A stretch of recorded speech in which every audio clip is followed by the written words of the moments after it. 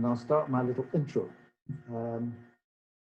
Hello, welcome to all those who've tuned into this panel discussion, wherever you are and whatever time it is in your part of the world. This discussion on water is part of the McGregor Magic Garden Festival.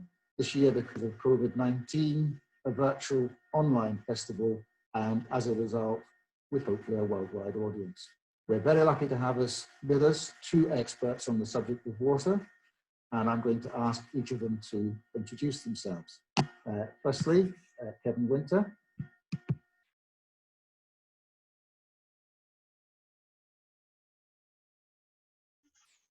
Yes, hello to you all, wherever you are, and what a privilege to be able to talk to you. I thought what I would do, and it might well bring up some questions later, is that I want to share a screen with you for a moment and show a quick introduction to one of the projects that will form, I guess, some of our discussion as we go through. So if I can just show that to you very quickly. It doesn't have any sound to it. But just briefly about what I am doing here. I'm at the University of Cape Town, and I am in an environmental science department, but also work actively in a future water research institute, which is very much around an interdisciplinary group of people. One of the projects that I'm involved with is in Franschhoek, and at what you're seeing there in the red circle is an informal settlement. You're looking at this informal settlement in the Franschhoek Valley right now. And one of the problems, of course, is that the Franschhoek Valley and the rivers feeding into the Franschhoek River are badly polluted. And so what we've been doing is taking water up from that polluted river and putting them through a wetland system, a very large system. We've only seen a small part of it right now, and using biofilters to clean the water. And one of the things we're doing with that is irrigating with that water, and safely irrigating crops that are now being grown in a permaculture situation. And that's just some example of some of the crops that we are growing there, largely to feed people. And I always think of water management like this, as a manager in the car, looking in the rearview mirror and being unable to anticipate what's on the other side of the road, and you sway over onto the wrong side of the road, and the juggernaut is coming at you. If you don't plan for the future, you then start to lose water. And this is in our Cape Town drought, where our canals were often filled with water, and we didn't know what to do with it. We couldn't store it. And so we coined this maxim at the University of Cape Town: keep calm and save water while we have it. Thanks. That will give a little bit of background as to some of the things I'm involved in, and might add some context to our conversations as we go through. Thanks. Kevin, thank you very much. That's a great introduction. Guy, tell us about yourself. Guy Palmer. Hello, and thank you very much for having me here, and I hope everybody else is surviving the difficult times that we're in at the moment. I am fortunately retired at the moment from Cape Nature, for whom I worked for 45 years. I was involved in virtually all aspects of nature conservation, but more specifically, and at the moment regarding the water, we're very involved in catchment management, and we will be discussing quite a bit about catchments and catchment management during the course of our deliberations. Thank you. Thank you, Guy. And finally, I'm Andy Robertson. I'm also like Guy, retired now, but formerly was Chief Agricultural Officer in the Scottish Government, Chief Exec of the National Farmers Union in Scotland, and Director General of the English and Welsh Farmers Union.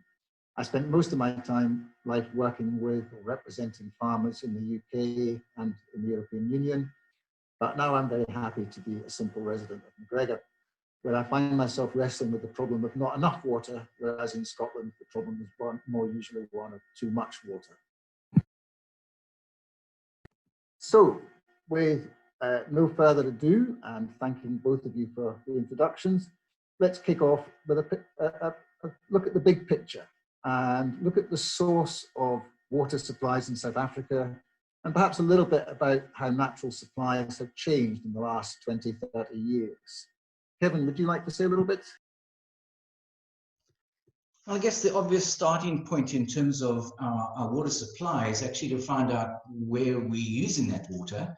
And I think we all pretty well know in this country that almost 85% of our water, I think that's the latest statistic across the country, is coming off surface water. And increasingly it's going towards a slight growth in groundwater and very little movement in terms of recycling of that water. Most of that water, and I think this is who's using that water is a very important question. Around the world, our figures are very similar to what they are in South Africa. About 70% of our users of water is in agriculture. And therefore, you know, one could be asking lots of questions around agriculture's contribution towards gross domestic product and the volume of water that it's using. This is just as much as a technical answer or a question as it is a political and a social question as well. And then the rest of that is obviously made up of mining and of industry and of domestic use around. And I think principally the important thing to start off with is recognize that most of this is coming off a surface water supply, off our dams, which are subject to evaporation and to changing climates as well. And therein lies the challenge, I think, for all of our discussions in this webinar. Thank you, Kevin. Guy, anything you'd like to add to that? No, except that we need to move with the times, and as agriculture has done in many parts of the country, is that they have to be able to increase their production. They've had to become a lot more efficient with the way that they use that water. So outdated irrigation systems have had to be replaced in many parts of the country. I think very specifically of Citrusdal, that there's a limited amount of water that's available. They wanted to export more oranges. They had to get more efficient on the way they use the water. And I think there's certainly lots of food for thought in that direction. Thank you.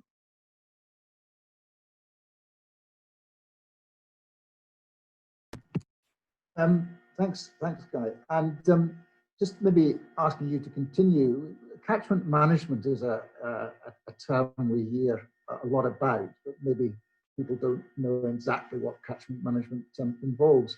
So what is catchment management all about? And in particular, how can good catchment management affect the quality and quantity of available water? Thanks, Andy. Yes, it's a very large subject which I'll try to condense into very simple terms. Catchments are it's in fact the land surface. More specifically, in the case of the Western Cape, let's sort of get down to home. It's our mountainous areas. That is where the majority of our water is caught, and virtually all our major rivers originate in the Cape Mountains. Fortunately, Table Mountain sandstone, which is a very good medium for retaining water, and it releases it very slowly. But if the coverage of the mountain is not correct,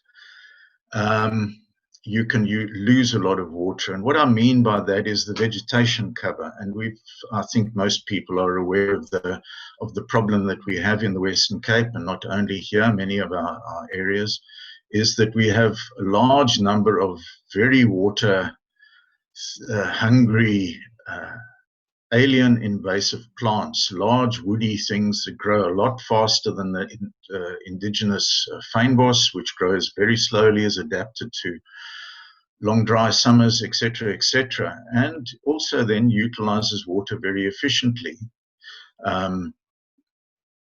That's the fynbos does. The exotic invaders many of them are like water pumps. They pump vast amounts of water into the atmosphere every year.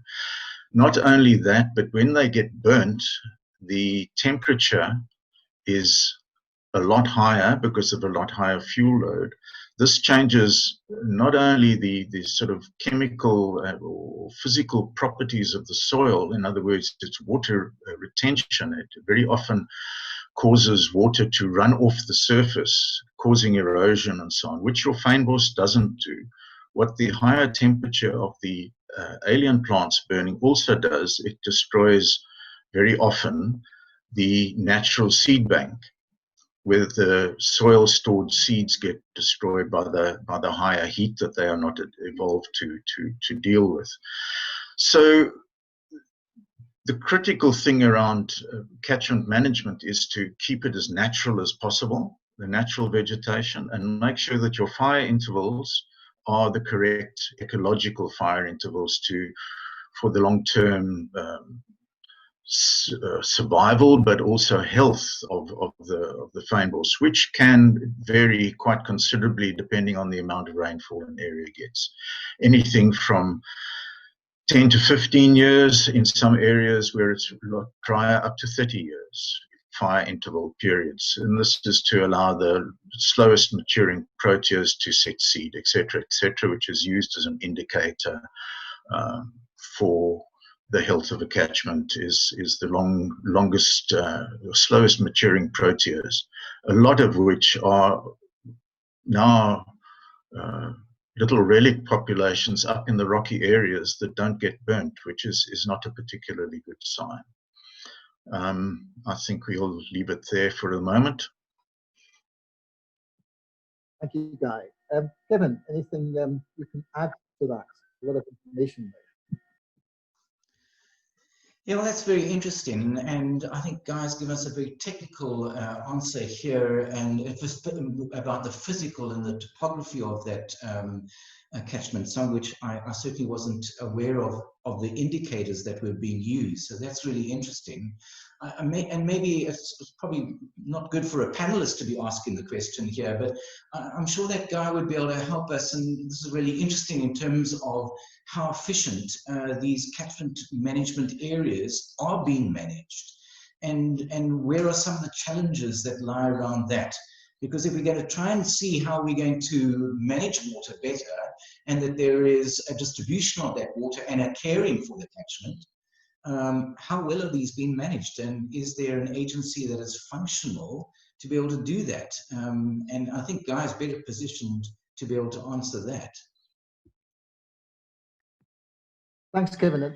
So that's an interesting question you pose, and if I can just add a little to it, which is, are further droughts inevitable, or is catchment management, can it be much more effective, and can more be done to improve the capture and the storage and efficient use of water?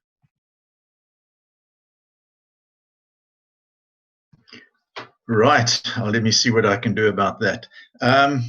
Yes, the actual management of the catchment is an ongoing issue, shall we say. The removal of the alien plants is an extremely expensive business. There's been, for the last, I'm not sure exactly how many, but nearly 20 years, I think, has been the national program Working for Water. It's nationally funded. It's got a lot of social aspects to it, employment, etc., etc., etc.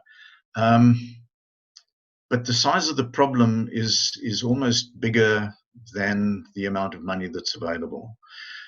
The biggest issue is to be able to synchronize the clearing operations that have been done, and to make sure that areas that have been cleared remain clear. The issue has been is that the funding hasn't always been continuous, which means that the follow-up hasn't been done. If you don't do the follow-up, it comes back worse than it was before in most cases.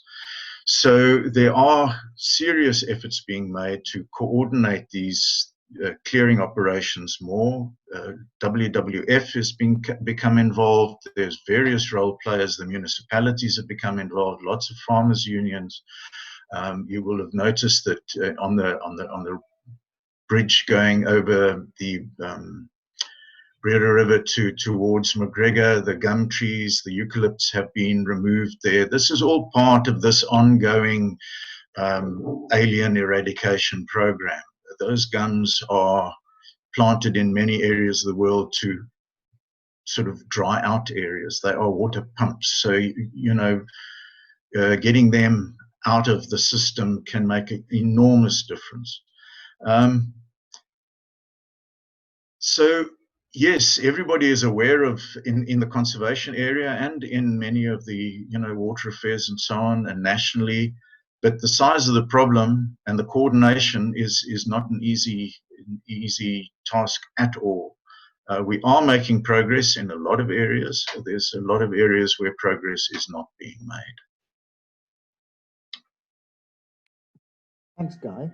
I suppose if we move a little bit closer to McGregor then, and look at what McGregor does and what people have done historically in McGregor, one of the things there is this levata system, which consists of a dam or reservoir, and then this grid system of concrete channels which feeds the water to individual plots and smallholdings.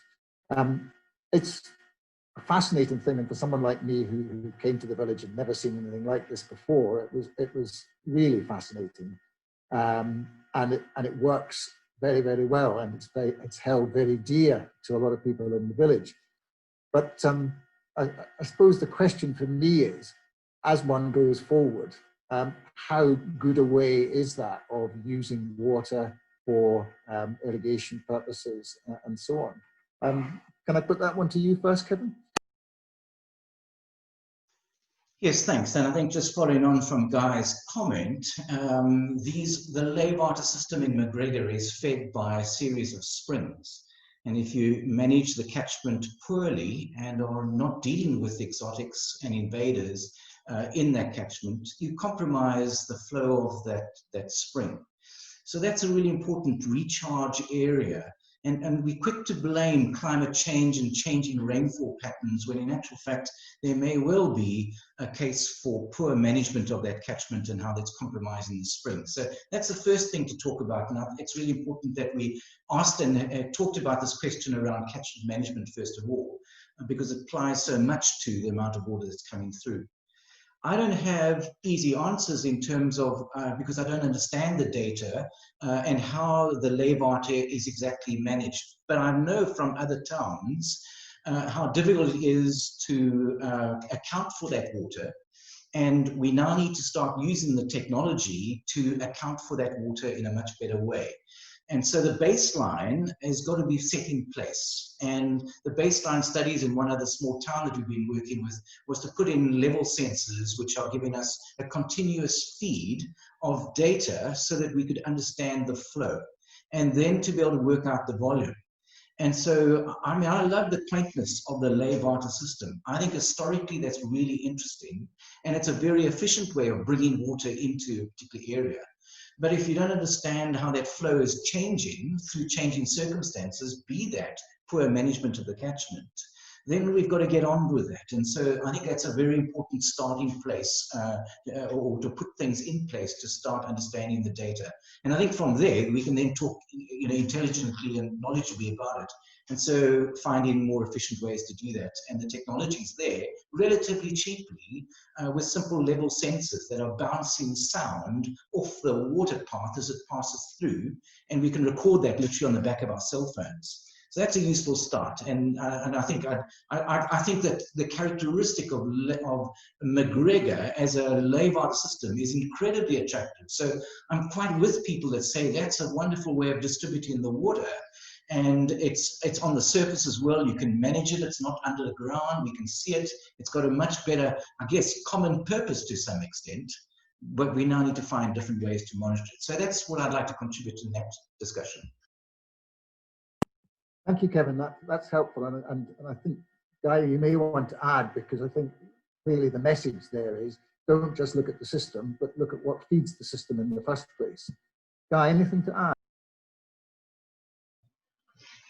Yes, I think you know, if you think about the lay water system, it's probably a good way of getting water back into your aquifers, in that the water that is excess, that the trees or whatever crop cannot use, will then dissipate and percolate down through the ground into the groundwater system, which is another whole kettle of fish, shall we say, because as we have sort of discussed previously, the groundwater system is a very how shall I say, it's a grey area where we don't always know what we would like to know.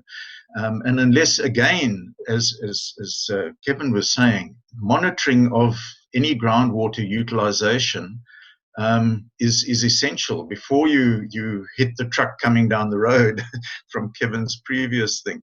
You know, one needs to understand what's happening, and hopefully there is some of that going on, because there's a lot of talk at one stage, and I think it's still going on as a result of the drought, was tapping into the groundwater underneath the mountains.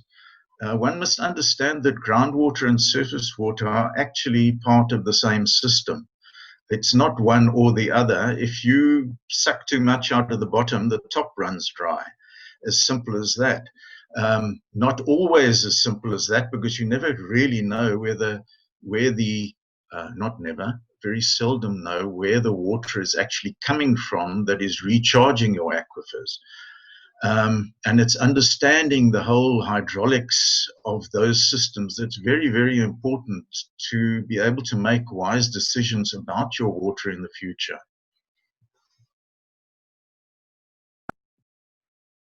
Thanks, Guy. And you know, we've maybe covered it, but it was going to be my last sort of question in relation to McGregor, which was we see, and I plead guilty, you know, we see lots and lots of boreholes being sunk. And then people seem surprised when actually they start to run dry. So is there anything more to add about, you made the point that, you know, groundwater and surface water are effectively the same water, and the use of one affects the other. Is there any sort of thing we can add to our knowledge of boreholes about the recharge, how quickly the water comes back, how the water quality is affected? Are there any answers to these sorts of questions? Guy first, maybe, then Kevin. Look, the recharge rate is presumably directly related to rainfall. There are obviously aquifers with ancient water, and that's another whole story altogether. So not all groundwater is directly connected to the surface water, but generally speaking, that's what we're dealing with. And that's where the management of alien plants is so important, because you want as much water being able to percolate down through the rock strata, anywhere that the rivers are running down into the ground, to be able to recharge those systems. I think what is also quite useful is to understand the nature of the aquifer that you are working with, its extent, the age of the water. All of these things can be worked out, and monitoring of boreholes production, but also the levels are critical. I know on some of our reserves we've had to be very, very careful about the amount of water that's utilized, because you eventually do suck it dry, you know, or you start sucking seawater in if you're too near to the coast. All sorts of issues. So understanding how your system works is very, very important to be able to manage it properly. Right. Thanks, Guy. Kevin. Yes, I think Guy's comment around or about how to manage it properly again comes back to my earlier comment about what data do we know, and focusing on McGregor right now. And notoriously across South Africa and many other parts of the world too, our groundwater understanding is actually very weak indeed. And people only complain about groundwater when they can't get it, and they've invested so much in getting that groundwater in the first place. What an opportunity for perhaps some activists who can pull things together in McGregor to start getting a very simple citizen science type approach to this. We need to be able to know what that level of that water is on perhaps, maybe once every 2 weeks, for instance, to be able to report that in on a cell phone number, to be able to collect those numbers and to be able to understand how it is changing through an annual cycle would be absolutely invaluable. And to start from there. So getting to know that through a bunch of citizens who are active in the area would be really helpful. And all it means is taking a float or something that can send on a piece of string, piece of nylon, down into actually check that water level, and provided everyone's fairly certain about the method, and it would give us some idea at least of what's going on with that. And then we can start to put the things together of how surface water, groundwater is changing through the seasons. But we do that with very little understanding at this stage across the country. And I would love to see somebody pick up that challenge in McGregor. It wouldn't be that hard to do. And we could probably even get a small cell phone app running that enables people to report it directly on that app, record it, and we could see what an overall picture looks like. But until we get to that sort of data, we're then just guessing and only getting people annoyed when they find that their neighbors are taking out more water than what they are, or that they're no longer able to get water at 15 meters, but have to now go and drill 30 meters in there in order to get that water. The long-term principle always is to try and keep water within a city. In other words, close the loop on the water cycle. So Leeuwarden, for instance, and Guy started to touch on this as well, is to what we do with that water once post that Leeuwarden distribution. How do we create rain gardens, for instance, which help to reintegrate that water back into the groundwater in some way, so that it can actually stay at least within that aquifer within the region. And the way to do this again is there's lots of examples of that, and everyone who's probably looked at rainwater gardens and so on, and rainwater harvesting and reintroducing water back into the aquifer. There are lots of methods to be able to do that. But again, if we measured things, we'd get a much better sense of how much value that kind of operation is able to assist the recharge of that aquifer. So all about data. And again, that maxim that all of us who've been in business know, if you don't measure something, you can't manage it. Keep that in mind. Measurement is so important. You can't spend all our lives measuring, but it does give us a much better way of how to manage it rather than guessing our way. And groundwater is a very emotional thing. People have all sorts of imaginations as to what is going on there and are quick to blame others for taking more water out and not. If you don't really know what the water levels are doing, it's tricky to be able to really feel that you've got your head around some of the challenges associated with that. You've laid down a fascinating challenge, Kevin, and I like the idea of that, of doing some measurement and also this whole business of keeping the water within a locality or whatever. Guy, any last thoughts? Because I think we probably need to wrap up at that. Any last thoughts from you, Guy, given that last bit of conversation? Yeah, I think the bottom line is, to make the right decisions, you need to have the right knowledge. Sucking one's thumb doesn't work. Some of the things we do know that does work is clearing aliens out of your catchment, making sure that the catchment is managed properly, and being very aware of just how important those areas are, because the influence of the water coming from the mountain catchment areas in particular is quite enormous, and it spreads over a much bigger area than one sometimes imagines. Thank you. Well, look, thank you both very much. I've certainly learned a lot, and that's been very educational. And as I say, has thrown down some challenges for McGregor for things that we might do in the near future. So